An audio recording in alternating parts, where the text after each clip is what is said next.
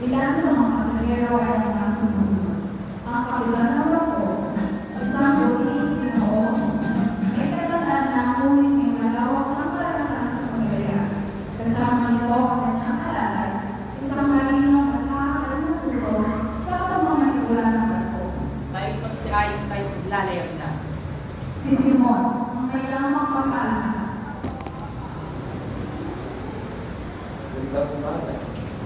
Benza, isang kastilang manunulat na walang ibang ginawa kundi ang magsulat ng mga kakahalagang titulo patungkol sa mga Pilipino. Padre Silvia, ang vice-rector ng Universidad ng Santo Tomas. Padre Camora, ang pura ng bayan ng Ilano. Don Custodio, isang prof. Spanish Filipino na may mataas na katungkulan sa pamahalaan. Magandang umaga, Senyor. Padre Salmo, isang payat na bahay Franciscano at dating pura ng San Diego. Magandang umaga.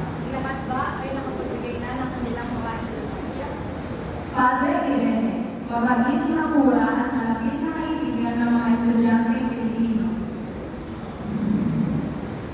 Paulina Gomez, kulihan sa magulang at ngayon nasa pangalaga ng Nantiya.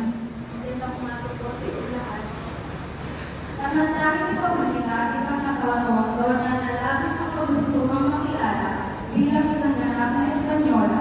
Ngayon ay papunta sa Laguna upang hanapin ang naglayas nitong asawa na si Don Tiburcio de Escuentana. Siya ay walang iba kundi si Momento. Buenos días a todos ustedes. Hindi niyo ba ako nakikilala? Ako, si Doktora Tania Victorina de los Reyes de Espadanya. Buenos días. Buenos días, Padre.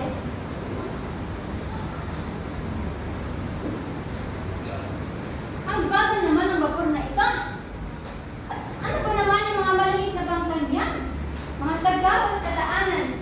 Pati ang mga video dito po sa ilog na liligo at naglalaba.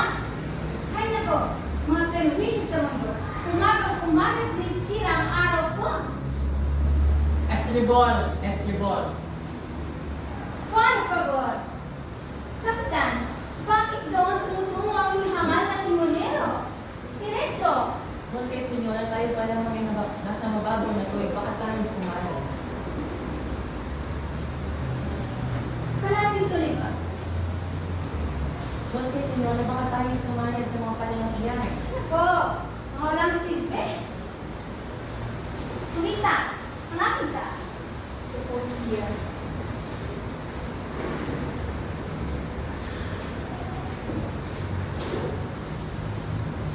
Ay nako! Ang ilaw ba sige masyadong paliko-liko? Dapat gawin ito. Kailangan natin ng mga taong dalubhasa sa agham para masolusyonan ang pagtaas nitong ng tubig ng ilaw. Ano pa ang silbi ng ating magagawa kung hindi pa kikilusin? Isa pa, hindi lahat ng dalubhasa sa agham ay magagaling. Kung kaya't hindi ako sumasang-ayon sa'yo. Tignan mo ang problema sa iyo. Sa tingin mo, kaya kong lukasan ito ng mga taong sinasabi ng mga magawa? Harapin na natin ang katotohanan na kailangan natin ng mga taong dalubhasa sa agham.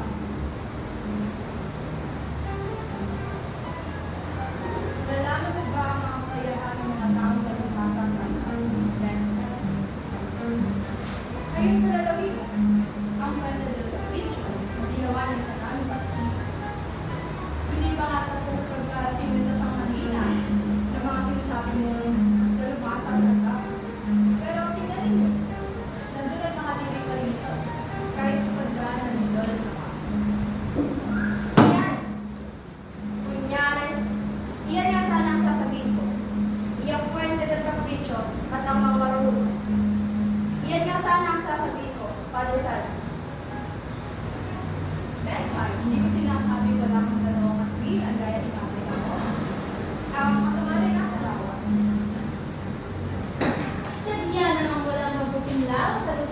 ito?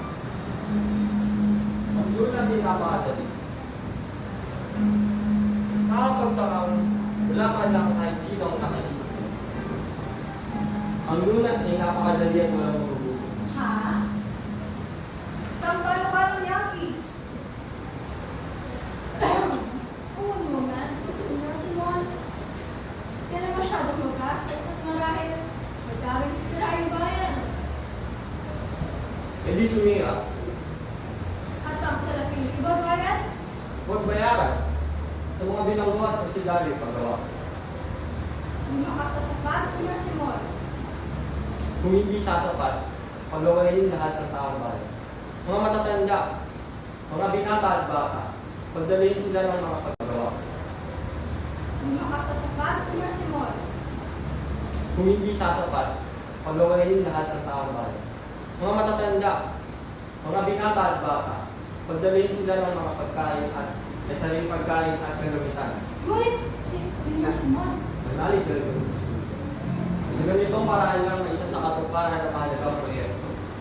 Sa ganitong sistema rin ay tayo ang makatanyag ng infrastruktura sa iba't ibang bansa. ngunit, Senyor Simon, ano ka lang yan ay mga tutulot ng kabuluhan. Kaguluhan. Naging magsikbang ang mga tagay na babae. Lumaban ba ang mga bilanggo kay Tito? Dino, akala ko yung marami na yung tayo lamang ang pasasaysayan. Ang bagay ay, ang iyong, sa dahil na ang iyong kaharapin na hindi ni Hudyo. At ang bayan ko hindi winihinsam at sumagsik na. Noong kapanahulang inahila ng malalaking kahoy upang gawing mga dao na hindi dahil sa mga pari.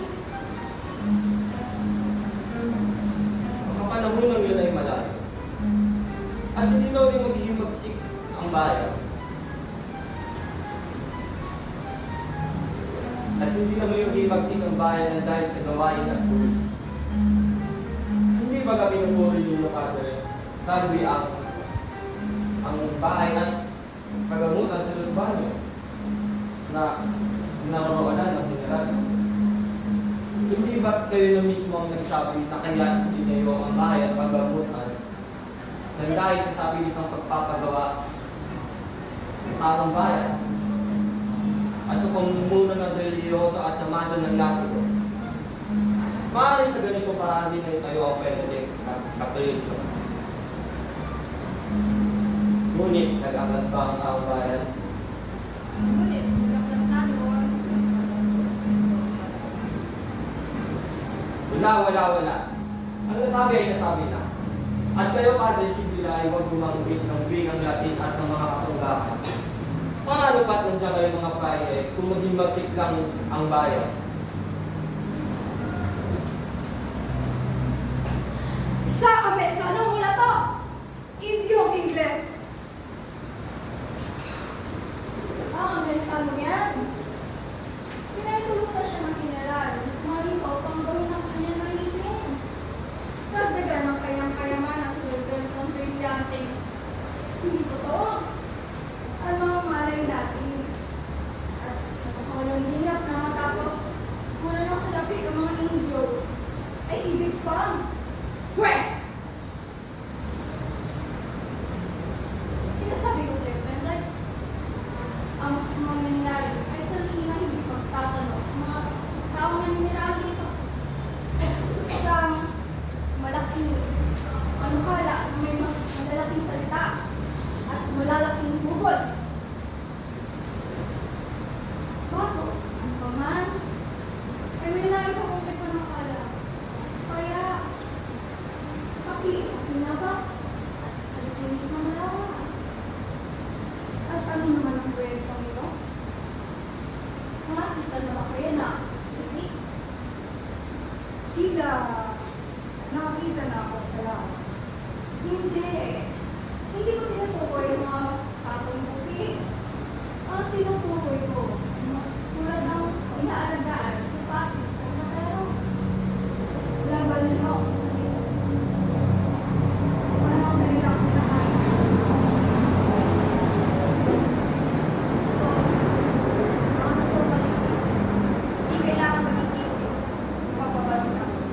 bagay na yun. Yan nga. So, hindi. At alam niyo ba kung saan ito kinuha?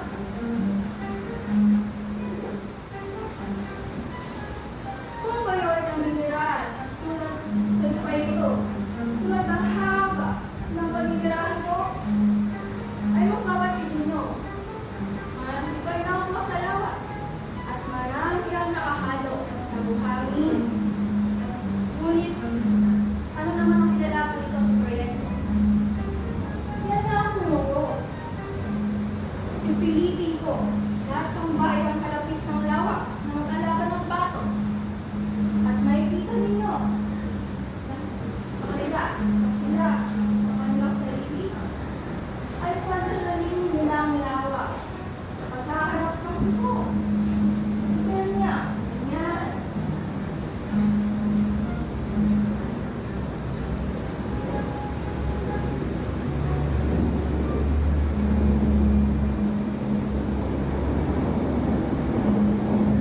Pinahihintulutan ba ninyong makagawa ko ng isang artikulo tungkol sa bahay na yan? Ngunit ang gusto niyo, kung ang lahat ay mag-aalaga ng pato, ay dadami ang itlog na balot. Diyos ko, nakapangdidiri. Mabuti pang tabunan na lang yung lawang iyan. Kay horror, kay barbaridad. Estribor! Estribor! Estribor!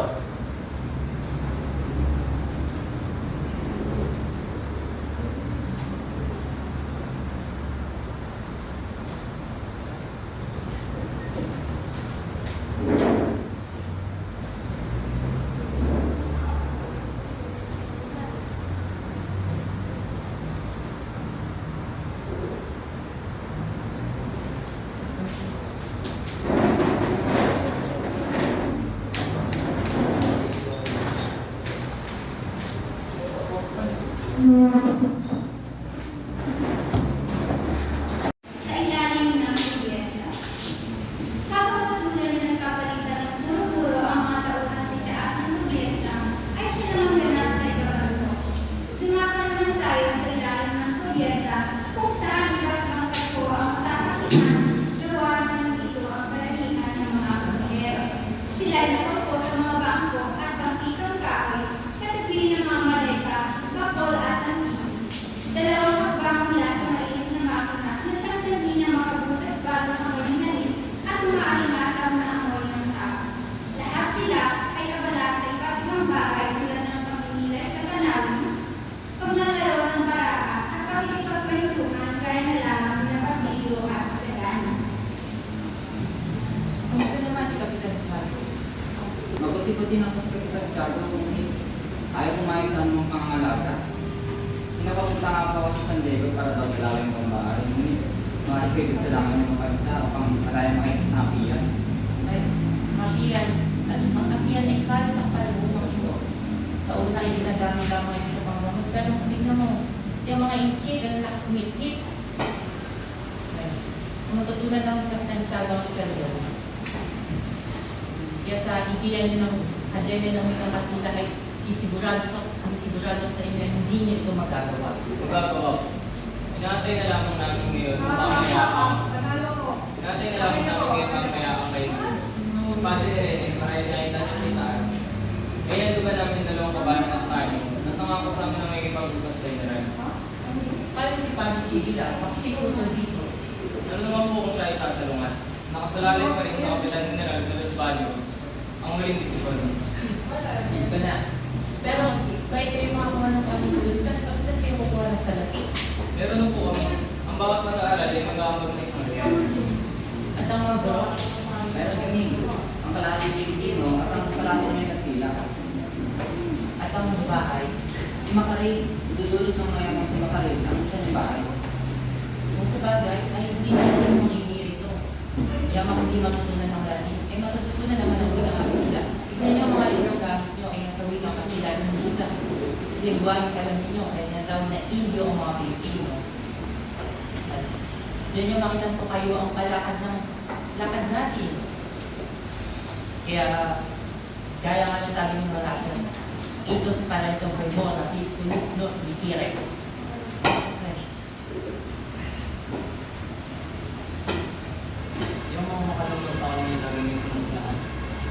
Ilagay mo sa kanila isang bagay. Wala silang sabi ko dito, hindi pa ako sa labi. Mukhang palagay siya sa tiyo mo dahil sa pag-uusap nila sa kalumang panahon. May iba lamang. Mga pala sabi ng tiyo mo tungkol kay Paulita. Sinira mo na niya ako tungkol sa pag-aasawa. Sinabi ko sa kanya, wala kasing tulad si Paulita. Ibig-ibig, edukada, at ulila dito sa Maynila. Tama ka. Siya mayaman, maganda, matalino, at walang kapintasan. Maliban na lang sa tigay niyang pamamutya. Alam mo bang pinapahanap sa akin ng kanyang asawa? Si Doña Victorina? At nangako ko naman upang magkamawalan ng nilo. Nangyari pa. Pero ang problema yung nagtatagong kanya sa bahay ng aking tiyo. Yan ang dahilan kung bakit hindi ko pupunta sa kubyerta ang aking tiyo. Baka daw kasi sa Sancho ni Doña Victorina tungkol kay Don Demetrio. Gusto ko si Gio. Senyor, Sure ba kayo? Kung sino ba, yung kababayan. siya po si Isaganis at hindi po kami magkababayan. Kaya taga-kabilang may bali. At anong nagaling sa loob niyo? Bakit? Hindi po ba kayo pangailangan dito? Paano kung malalaman kung lupa mo pumunto? May nakapagsabi sa akin na napakagalitan ng mga tao doon, kaya hindi sila bibili ng ala. Hindi ko yung bibili. Sapagkat hindi namin kailangan. Huwag magalit. Huwag magalit natin. Wala akong masamang pangka. Ngunit sa dahil ang pinagtibayan sa akin na ang lahat ng parokya ay nasa kamay ng mga klerikong taga rito.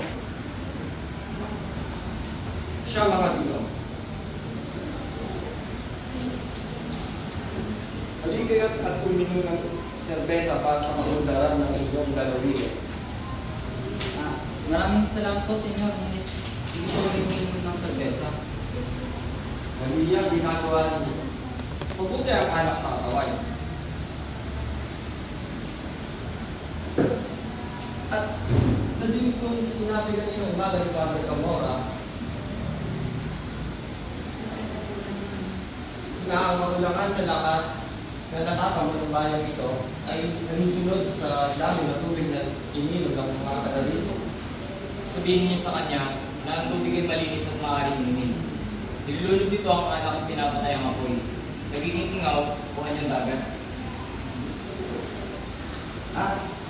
Sabihin mo kay Padre Camora na kung tubig ang hinihingi na sa halip na alam o serbesa, marahil ay sukubutin ng lahat at hindi pa siya magiging sanhin ng gulong-gulong.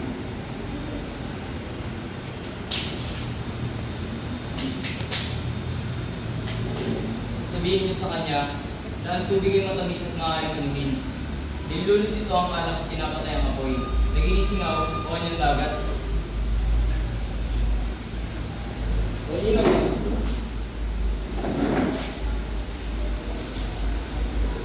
Malinaw na tugod. Ngunit nangangamba ako tanggapin bilang biro ni Padre Camora at talungin ako tungkol kung kailan nagiging singaw ang tubig at kailan ito nagiging ang dagat. Nagiging singaw ito kapag pinainitan sa apoy. At nagiging dagat naman kapag ang mga iwalwalay ng iyo ay pinagsama-sama. Huwag sa iyo, Simon. Mabuting sipin na lang natin itong dala ng aking kaibigan sa gana.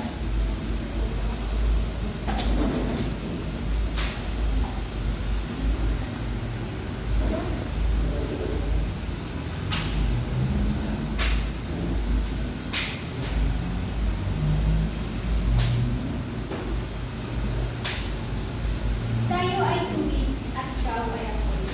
Ano mo? Sapagkat nais mo ito. Sa gayon, tiyaan natin. At tayo ay mamuhay na magkasama at ang apoy ay kailanman hindi tayo magkalagpo. Ngunit pinagdulot ng marunong na siyensya sa pagtutulan ng maalat na sinapupunan nang walang galit, walang takas. Tayo ay umanyong singaw. Ang ikalimang ay pagsulong, buhay, liwanag at pagkilos. Gumagama ka.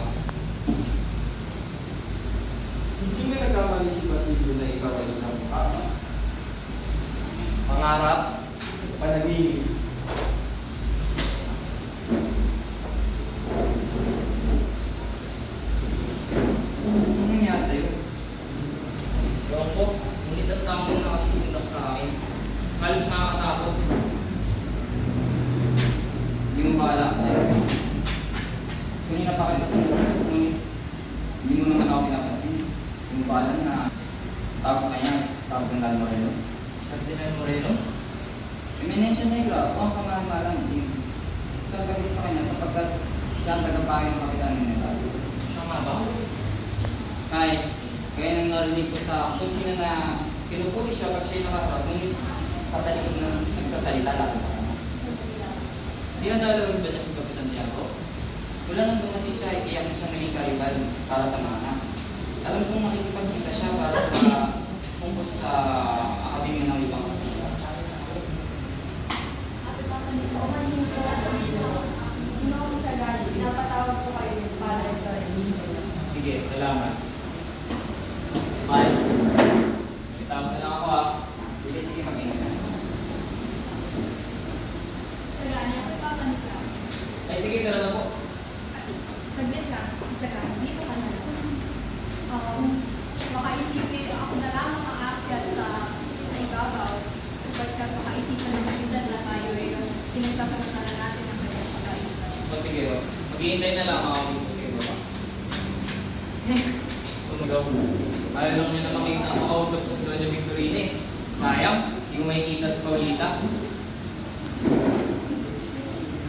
Maraming salamat po sa pagtangkilik sa aming pelikula. Dito na po nagtatapos sa ating pelikula.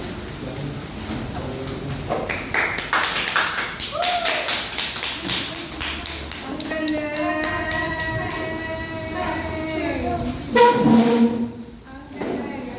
Ang galing. Prince! Prince! Mga birds! Marika, good night.